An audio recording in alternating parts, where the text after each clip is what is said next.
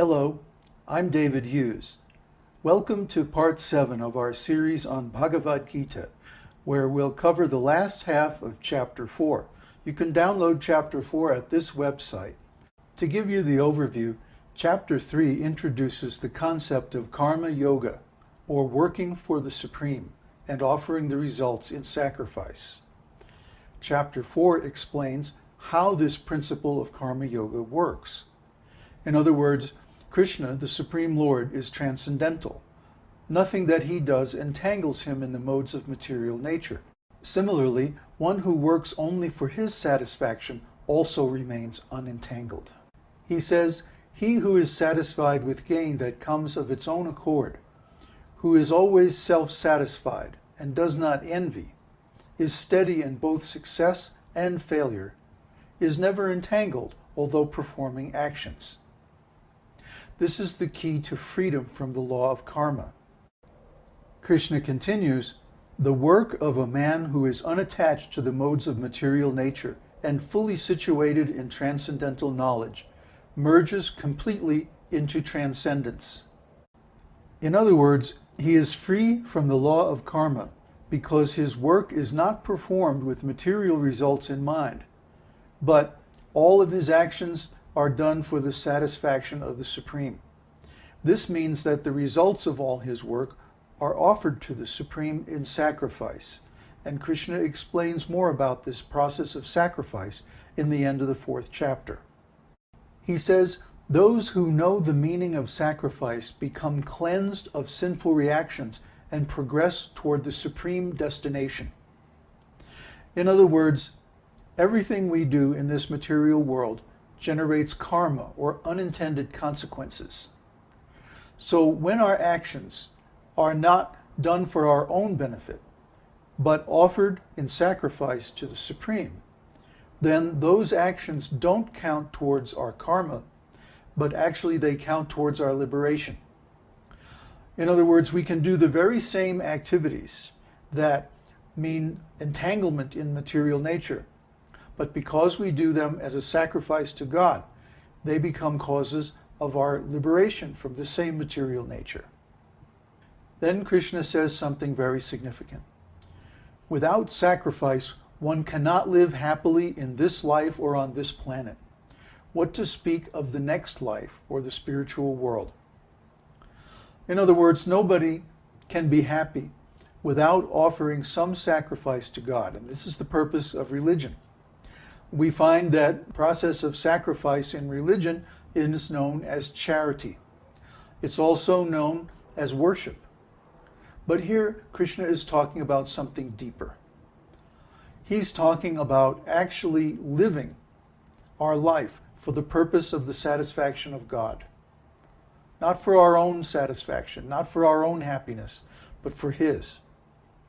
This is love, unconditional love of God, or bhakti. And as the Gita progresses, Krishna will reveal more and more of this transcendental process of bhakti. Right now, he's talking about the mechanics of it. How do we actually become free from the law of karma?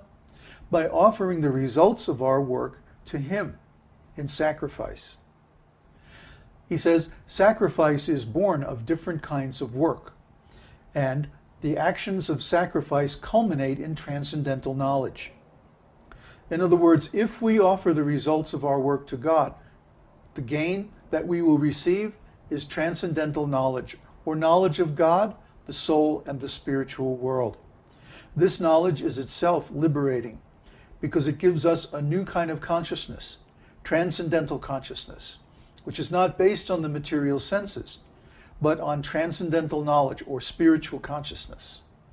This has to be experienced to be truly appreciated.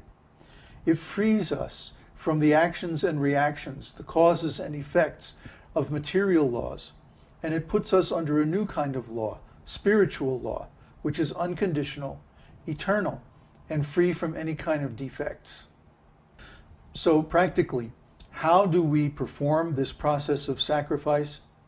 Krishna says, just approach a self-realized spiritual master. Surrender unto him, and render service and inquiries unto him. The self-realized soul can give you knowledge because he has seen the truth. This is the actual process of attaining transcendental consciousness, spiritual knowledge, or self-realization. One has to approach a spiritual master situated in the disciplic lineage from Krishna himself. This is Krishna's process. The self-realized soul can impart spiritual knowledge unto you because he has seen the truth. In other words, a real spiritual master has seen God directly, face to face, person to person, and has an eternal, spiritual, loving relationship with God that transcends this material world. This is the actual qualification of a spiritual master.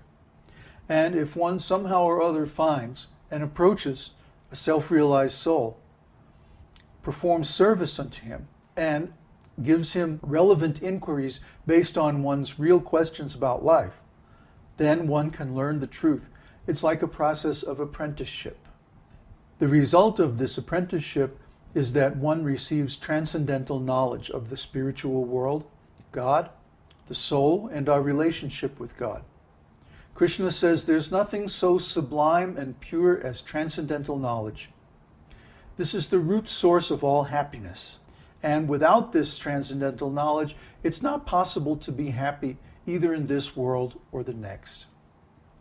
Finally, Krishna says something very, very interesting to Arjuna. He says, the doubting soul can be happy neither in this world nor the next. Armed with the weapon of knowledge, slash the doubts in your heart, and armed with yoga, stand and fight. What does this mean? It's natural for us to doubt. But when we have real knowledge of spiritual life and self-realization, we can see the truth directly. That's because this knowledge actually changes our consciousness. So when we have this real knowledge or self-realization, we can see the truth. Really, faith is not required, but a certain kind of knowledge that changes our consciousness. This knowledge can be received from the spiritual master by association, by service, and by inquiries. This is the real message of chapter 4 of the Gita. That armed with this transcendental knowledge, one should defeat all of the doubts and misgivings that come from one's material existence. One should offer the result of one's work in service to the spiritual master. And by this process, one will receive the transcendental knowledge that gives him a face-to-face personal relationship with God.